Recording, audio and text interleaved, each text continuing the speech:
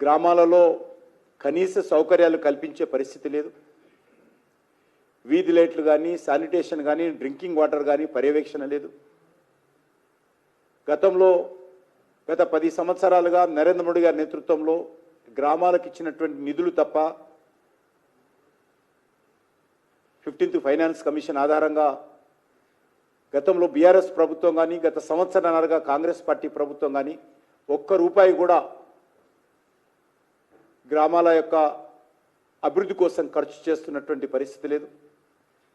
కేంద్రం ఇచ్చే నిధులు మరియు మన్నిరేగా అవి కూడా కేంద్రం ఇచ్చే నిధులే తప్ప గ్రామాలలో మరొక రూపాయి రాష్ట్ర ప్రభుత్వ ఖజానా నుంచి గతంలో ఖర్చు పెట్టలేదు, ఇప్పుడు ఖర్చు పెట్టే పరిస్థితి లేదు.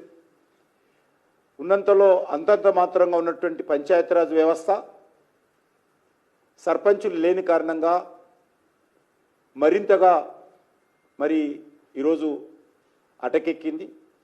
గ్రామాల్లో చాలా ఇబ్బందులుగా ఉన్నాయి.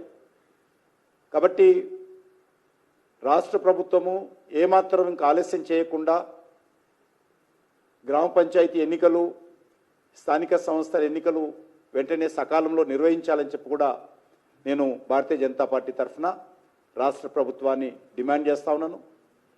ఇది మరింతగా మీలో ఉన్నటువంటి